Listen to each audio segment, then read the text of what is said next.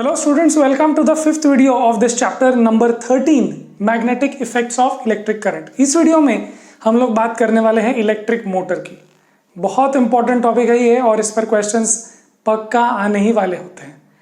And in this 2021 year आपको ये point रहने वाला है एग्जाम में। इसके बाद वाला इलेक्ट्रोमैग्नेटिक इंडक्शन भी रहने वाला है और उसके बाद जनरेटर और जो हाउस होल्ड सर्किट्स है वो सब आपके सिलेबस में इस साल नहीं है।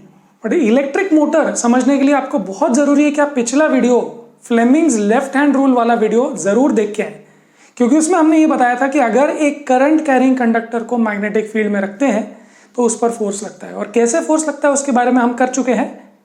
करंट फील्ड फोर्स आई हमने देखा था, करंट बी फील्ड है और एफ है फोर्स, ये हम कर चुके थे। और मैंने आपको बोला था कि इसकी बहुत सारी प्रैक्टिस करके आना, बिकॉज अब हम लोग ये चीज यहां पर अप्लाई करने वाले हैं। तो आई होप वो वीडियो आप देख के आए हो, समझ के आए हो, ठीक है, गुड। अब ये यूजेस और इसमें क्या क्या मॉडिफिकेशंस करते हो तो हम बाद में देखेंगे, बट देखेंगे पहले कि ये इलेक्ट्रिक मोटर दिखता कैसा है। अभी आप सोचेंगे कि सर ये तो बहुत कॉम्प्लिकेटेड दिख रहा है और हमने तो सुना है ये फैंस वगैरह में यूज होता है, तो ये कैसे यूज होगा। तो यहाँ पर मैग्नेट की जगह कुछ और यूज करते हैं, ये स्ट्रक्चर भी और थोड़ा सा मॉडिफाइड होता है और ये इतना बड़ा नहीं होता है, ठीक है। हाँ, वन थिंग इज देयर, देखो ध्यान से कि इलेक्ट्रिक मोटर कर क्या रहा है। Electric motor should have an electricity connection, ठीक है। तो जैसे फैंस की बात करो आप, तो फैन में बेसिकली होता है क्या, फैन को आप इलेक्ट्रिसिटी देते हो और वो घूमने लगता है।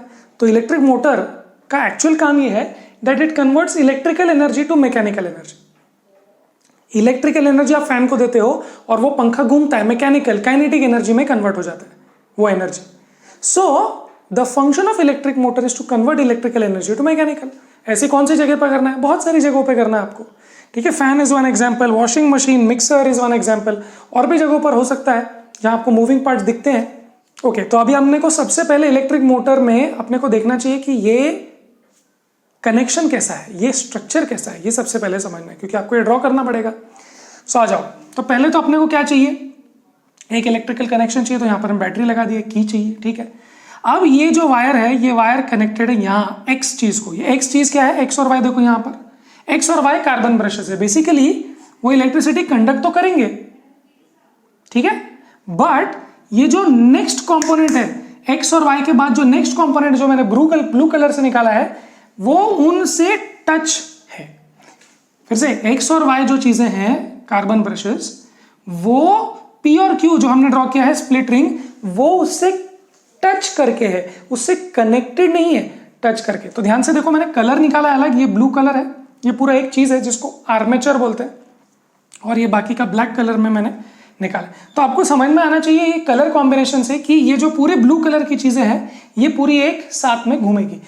तो जब पी और क्यू, ये जो स्प्लिट रिंग्स है ना, रिंग देखो, एक रिंग है, चूड़ी या रिंग या कड़ा जो होता है, उसको अगर आपने बीच में से ऐसे काट दिया तो वो स्प्लिट रिंग हो जाएंगे ऐसे करके, है ना। तो एक पूरी रिंग तो ऐसी जुड़ी हुई होती है, पर अगर मैं इसको ऐसे कर दूं ऐसे, तो ये यहां से, ये देखो यहां पर स्प्लिट है, ओके, ऐसे। सो ये पी और क्यू जो है वो बाहर से इस कार्बन ब्रश के साथ में कनेक्टेड है। कनेक्टेड है मतलब टच है, मतलब वहां से करंट फ्लो हो सकता है। बट ऐसा नहीं है कि पी और क्यू जब घूमेगा, हमारे आगे के स्ट्रक्चर में समझेंगे आप, पी और क्यू जब घूमेगा तो ये एक्स और वाई नहीं घूमेगा, एक्स और वाई फिक्स्ड है। देखो मैंने लिखा है कि कार्बन ब्रशेस इमोबाइल है और स्प्लिट रिंग्स मोबाइल है, वो घूम सकते हैं और उनको घूमना है, मैकेनिकल एनर्जी काइनेटिक एनर्जी में कन्वर्ट होना है। सो P and Q are split rings which are mobile, which can move. They are connected to axle. So P और Q जो है, ये ब्लू कलर की चीज और ये ब्लू कलर का जो एक्सेल है, ये कनेक्टेड है, चिपके हुए हैं, फिक्स्ड है, वेल्डिंग करके रखा हुआ है हमने, ठीक है। बात समझ में आ रही है, यस। सो P और Q स्प्लिट रिंग्स हैं, वो बाहर कनेक्टेड है, टच है एक्स और वाई कार्बन ब्रशेस से। कार्बन ब्रशेस मूव नहीं होंगे, वो सर्किट के साथ रहेंगे, बट पी और क्यू स्प्लिट रिंग्स है जो है वो घूम सकती है, वो एक्स और वाई से सिर्फ टच करके है ना। तो आप समझ गए कि सपोज ये अपना कार्बन ब्रश है और ये मेरा स्प्लिट रिंग है, तो ये ऐसे टच है, तो ये ऐसे ऐसे जब घूमेगा तो ये देखो टच रहेगा, है ना। तो ये नहीं मूव हो रहा बट ये मूव हो रहा है। So split rings will move but x and y will not move, okay, अब ये जो P और Q है split rings, they are fixed, they are welded to the axle. इसका मतलब ये कि P और Q जब घूमेगा तो एक्सेल भी घूमेगा। देखो मैंने ब्लू कलर में निकाला, इसका मतलब सब साथ में ही चलने वाले हैं। तो जब सब जो कि ब्लू कलर का है वो सब एक साथ घूमेंगे और ब्लैक कलर के नहीं घूमेंगे। अब नेक्स्ट,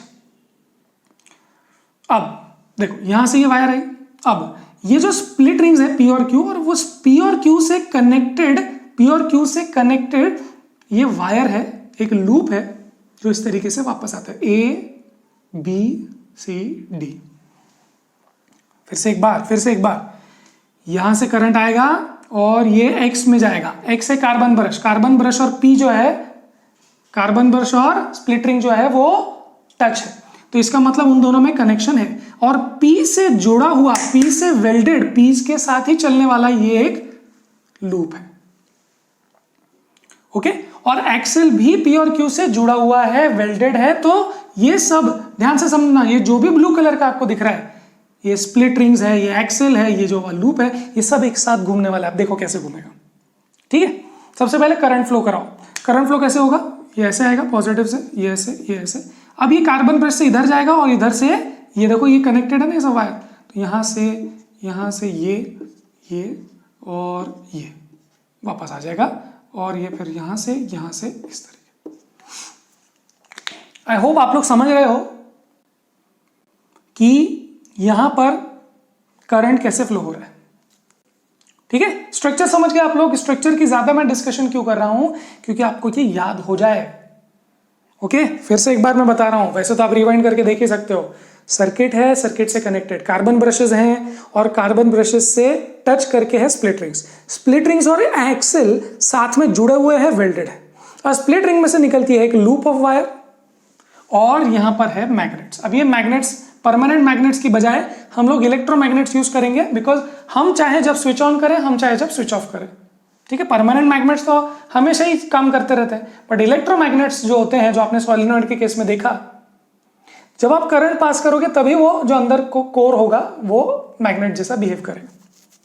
ठीक है, तो ये परमानेंट मैग्नेट्स नहीं होने चाहिए, बट ठीक है अभी रख लिया तो कोई बात नहीं। अब जब यहां से करंट फ्लो होगा, ध्यान से देखना, करंट इज फ्लोइंग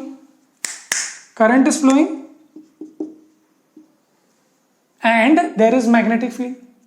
यस और नो?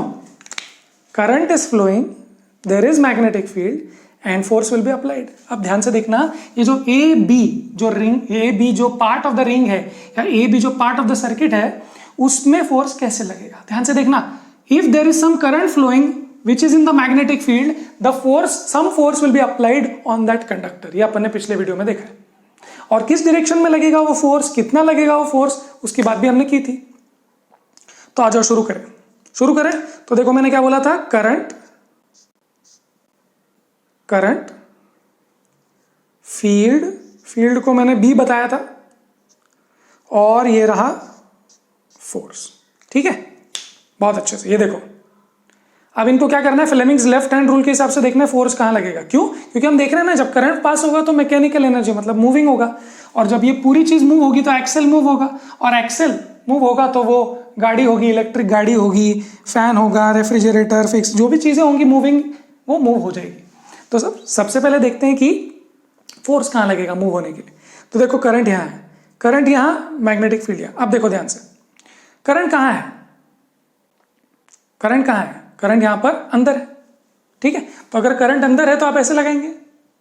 ओके, और देखो करंट ऐसा है, यहां ये, this is the current and this is the field. So अगर करंट ऊपर है, देखो अंदर है, करंट अंदर है और फील्ड इधर है। ध्यान से करंट है अंदर। आपने जब इसको ड्राइंग की है ना, तो आप उसको ऐसे साइड से देख रहे हो, बट अगर आप देखो तो actually this is on the board, this is on a table. तो करंट जो है वो अंदर है और फील्ड जो है वो इधर है। करंट अंदर, फील्ड इधर, तो फोर्स कहां लगेगा? तो फोर्स जो इस वायर पर लगेगा वो लगेगा नीचे। समझ में आ रही है क्या बात? Yes, so force here, so लिख लेते हैं force on A B will be downwards. समझे कि नहीं? Now force on A B C, force on BC, ध्यान से देखना, फोर्स ऑन BC कितना लगेगा। करंट ऐसा है ना, करंट ऐसा है, अंदर नहीं है अभी करंट ऐसा है, और ये भी ऐसा है, ये दोनों देखो एक साथ है ना। एक मिनट, बी क्या है, बी कंफ्यूज मत हो, ये देखो ये मैग्नेटिक फील्ड है ना, यहाँ पे ये मैग्नेटिक फील्ड जिसको बी बोलते हैं हम लोग, ये भी बी है, कंफ्यूज मत हो जाना। बट मैग्नेटिक फील्ड इस तरफ है कि नहीं, फील्ड। अब देखो करंट भी उस तरफ है, फील्ड भी उस तरफ है, तो काम बनेगा क्या, नहीं। ध्यान से देखना, F is equal to BIL sine theta, हमने ये किया था और ये आपके बुक में नहीं दिया हुआ, तो फिर मैं क्यों ले रहा हूं, बिकॉज अभी समझो आप, बहुत लोगों को सवाल आता है कि सर AB में से करंट फ्लो हो रहा है, BC में से हो रहा है, CD में से हो रहा है, ठीक है, और फिर ये देखो ये इतने सेक्शन में भी हो रहा है, इतने सेक्शन में भी हो रहा है, आपने डायरेक्ट AB सेक्शन ले लिया, फिर BC सेक्शन की बात ही नहीं कर रहे बुक में। क्यों नहीं कर रहे सर, क्योंकि उन्होंने आपको ये फॉर्मूला नहीं बताया। और फिर बहुत लोगों को कंफ्यूजन होता है कि करंट सिर्फ AB और CD में से थोड़ी फ्लो हो रहा है, BC में से भी फ्लो हो रहा है, उसकी बात कोई कर ही नहीं रहा, तो हम करेंगे ना BIL साइन थीटा। अब ध्यान से देखो, मैंने बोला था थीटा जो है it is angle between field and current, the field and let's say wire, समझ लो। अब अगर फील्ड भी उस तरफ है, वायर भी उस तरफ है, करंट भी उस तरफ है, तो इसका मतलब थीटा क्या हो गया, थीटा क्या हो गया, जीरो। और अगर थीटा जीरो है तो फोर्स जीरो है, इसका मतलब आप ये बोलोगे कि next force on BC is zero. इसीलिए बहुत लोगों को कंफ्यूजन होता है कि आपने BC क्यों कंसिडर नहीं किया, zero. And similarly this will happen in this and this section.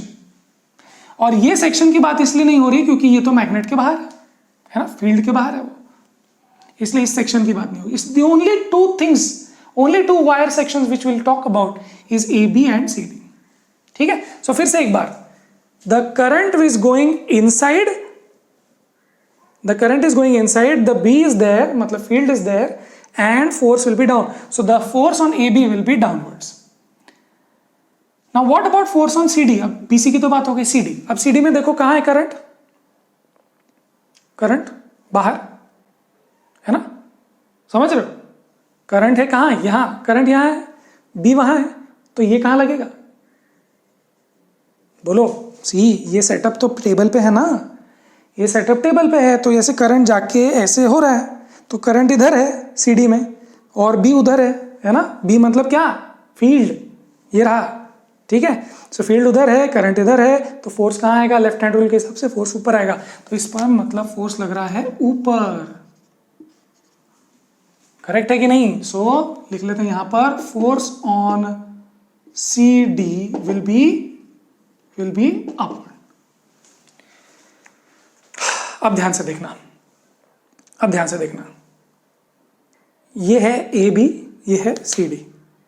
AB पर फोर्स लग रहा है नीचे, CD पर फोर्स लग रहा है ऊपर, एंड दिस विल रोटेट। अब ऐसे हो रहा है तो ऐसे थोड़ी ना चले जाएंगे, it's a wire, so it has to be a fixed length, because it has to be a fixed length, ये नीचे जाएगा ये ऊपर जाएगा, it can not stretch like this, so ये रोटेट हो जाता है, सो दिस थिंग रोटेट्स। बात समझ में आ रही है क्या, ये सब एनिमेशन देख सकते हो आप यूट्यूब पे डेफिनेटली, बट मैं जो पॉइंट्स बता रहा हूं वो आपको लिखने भी हैं, ठीक है। फिर से एक बार, यहां पे करंट फ्लो हुआ और ये करंट के अनुसार ध्यान से देखो ना, करंट अंदर जा रहा है यहाँ, so current is going inside, B is there and force will be down, so force on AB is downwards. Similarly force on CD, so current आ रहा है बाहर, B है उधर, तो force on CD will be up, so इस तरीके से ये रोटेट हो जाएगा। अब जब ये लूप रोटेट होगा तो लूप के साथ क्या क्या कनेक्टेड है, ब्लू कलर में देखो ध्यान से, लूप के साथ क्या क्या कनेक्टेड है, स्प्लिट रिंग्स, एक्सेल, सब कुछ ब्लू में जो भी है, and they all will rotate.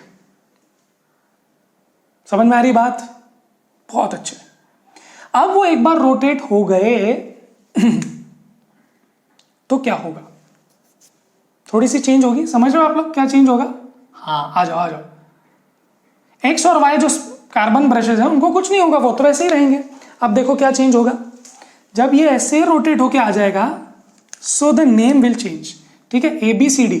सो ये देखो AB उधर चला गया, कैसे, ऐसे, सो A चला गया इधर रोटेट होके, और आ जाओ यहां पर लिख लेते हैं इसको, सो ये AB था, सो A ऐसे गोल घूम के उधर चला गया, so this became A and this became B, सो ये B गोल घूम के उधर। नाउ सी इधर से आ गया सी एंड दिस इज डी, ठीक है। And what about split rings? Split rings ये पी और क्यू थे, स्प्लिट रिंग्स भी मूव हो गए, तो इसका मतलब यहां पी क्यू था, अब ये बन गया पी और ये बन गया क्यू। आ रहा है समझ में? बहुत इंपॉर्टेंट हुआ ये चीज। अब देखो क्या हो गया, क्या करंट वैसे ही फ्लो हो रहा है? हाँ, हमने सर्किट को डिस्टर्ब नहीं किया, हमने तो सिर्फ वायर गोल एक्सेल स्प्लिट रिंग सब गोल घुमा दी, बट ये सर्किट वैसा ही है ना। यहां पर ये हाफ रोटेशन हुआ है, तो यहां पर मैं लिख लेता हूं this is after half rotation. So ये आफ्टर हाफ रोटेशन ये कहानी हुई है। Now because the circuit has not changed, the current will still flow like this. The current will still go into DC now. The current will go into DC. आ रहा है समझ में? अब current ऐसे ही जाएगा ना, ऐसे ही तो जाने वाला था, एंड बिकॉज करंट ऐसे ही जाएगा फोर्स नीचे ही लगेगा, और फिर ये करंट इधर जाएगा, ये तो फिर वही बात हो जाएगी, फिर करंट इसमें आएगा तो फोर्स अभी भी ऊपर लगे। देखो ए बी यहां से वहां चला गया, तो आप बोलेंगे सर ए बी पे तो नीचे फोर्स लग रहा था, यहां ए बी पे ऊपर क्यों लग रहा है? अरे ए बी हो या एक्स वाई हो, अपने को क्या करना है? अपने को सिर्फ ये देखना है कि इसमें करंट कहां फ्लो हो रहा है, लेफ्ट हैंड रूल फिर से लगा दो। देखो करंट यहां फ्लो हो रहा है, ये ऐसे करंट ऐसे फ्लो हो रहा है अंदर, बी उधर है तो फोर्स इस पे नीचे। अब देखो डीसी पर फोर्स नीचे लगेगा, पहले डीसी पर फोर्स ऊपर लग रहा था, अब डीसी पर फोर्स नीचे लगेगा, और फिर अभी बी ए, ठीक है। सब सेकेंड हाफ में इधर आ जाते हैं, force on DC will be कैसे? डाउनवर्ड्स, देन फोर्स ऑन जो सी बी है वो फिर से zero, and force on D C, नहीं सॉरी डी सी हो गया ना, force on B A will be where? Will be up. क्यों? क्यों की बात समझो, करंट अभी भी वैसे ही फ्लो हो रहा है, मैग्नेट्स अभी भी वैसे ही है, बस वायर गोल घूम के वहां चली गई। तो उससे क्या हुआ? उससे बस ये हुआ कि हमारे ए बी के साथ में ट्रीटमेंट चेंज हो गया। ए बी को पहले नीचे फेंक के उधर फेंक दिया था, अब ए बी को ऊपर डाल रहे हैं। अब देखो क्या होगा, पहले ये घूमा था ऐसे, अब ये वापस घूमेगा ऐसे, ऐसे ऐसे ऐसे ऐसे ऐसे ऐसे ऐसे ऐसे चलता रहेगा। ये बैटरी बंद कर दोगे तो ये घूमना बंद हो जाएगा। इसका मतलब ये कि converts electrical energy to mechanical energy. ये देखो ये इलेक्ट्रिकल एनर्जी, ये घूम गया मैकेनिकल एनर्जी। यहां पर आपने एक्सेल में फैन लगाया था, कोई इलेक्ट्रिक कार लगाई थी, कोई इलेक्ट्रिक बाइक लगाई थी, या फिर कोई आपने वॉशिंग मशीन मिक्सर कोई भी लगाया था। सोचो ना, वॉशिंग मशीन में क्या घूम रहा है? मैकेनिकल एनर्जी से आपका पीसते जा रहा है ना कुछ मिक्सर में, ग्राइंडर में। तो वो एनर्जी आई कहां से? वो एनर्जी आपके लाइट बिल में से ही तो आई है। तो ये बैटरी डाउन हो जाएगी, आपके बिल आएगा, और वो बिल तो इस तरीके से ये घूमेगा। और ये एक्सेल पे जो भी आपको कोई काटने वाली चीज लगानी है, या कोई पंखा मतलब हवा फेंकने वाली चीज लगानी, जो भी लगाने लगाओ आप, ये एक्सेल में आपको गाड़ी के इंजन लगा, गाड़ी का वो टायर व्हील लगाना है वो लगा दो, फैन का व्हील लगाना है वो लगा, कोई भी लगा दो, ये तो घूमेगा भाई साहब। और इसमें आप जो भी चीज लगा दोगे वो आपकी मशीन बन जाएगी। क्लियर है? ओके, एक बार फिर से आएंगे समझ में। ये सर्किट लगाया हमने, सर्किट में कार्बन ब्रशेस है। कार्बन ब्रशेस क्यों है? क्योंकि वो हमेशा ये स्प्लिट रिंग से कॉन्टैक्ट रखे। स्प्लिट रिंग से कॉन्टैक्ट टच करके रहेगा तो क्या होगा? करंट पास होगा। और जब करंट पास होगा ये वायर में से इस तरीके से, और ये एक्सेल और जो अपना स्प्लिट रिंग है वो चिपके हुए हैं, है ना, वेल्डेड है। सो जब इसमें से करंट पास होगा तो ये होगा एंटी क्लॉकवाइज रोटेट, आधा। जब एक बार आधा एंटी क्लॉकवाइज रोटेट हो जाएगा तो हम देखेंगे क्या सिनेरियो है। फिर हमने देखा फिर से एक एंटी क्लॉकवाइज हाफ रोटेशन होगा। So one anti clockwise half, another anti clockwise half. Now ये सिर्फ इसीलिए हुआ है कि ये जो रिंग है ये स्प्लिट रिंग है। बोलेंगे सर क्यों? सी स्प्लिट रिंग किससे जुड़ी हुई है? देखो स्प्लिट रिंग स्प्लिट है बीच में से, तो ये जो क्यू स्प्लिट रिंग है, ध्यान से देखना कि जो क्यू है वो हमेशा सीडी से जुड़ी हुई थी। वहां पर भी क्यू उधर था, सीडी उधर था। सो क्यू सीडी से जुड़ा हुआ था और पी एबी से जुड़ा था। Now because it is a split ring, they don't have any connection between them, they are insulated from each other. The current can not pass from P Q. P Q में गोल गोल नहीं घूमना है current को।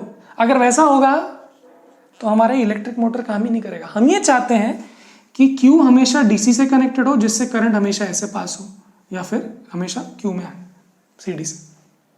इसी के लिए हम लोगों ने स्प्लिट रिंग रखी है। स्प्लिट रिंग को कम्यूटेटर भी बोलते हैं, so that this motor works. ठीक है, सो फिर से एक बार, ये इसमें से करंट आया, ब्रश को कनेक्टेड हुआ स्प्लिट रिंग से कनेक्टेड हुआ ये लूप में फोर्स लगा बिकॉज यहाँ पर मैग्नेट है, and current carrying conductor feels a force by Fleming's left hand rule. उसके बाद the current comes back and because of that it rotates and the current comes back through this.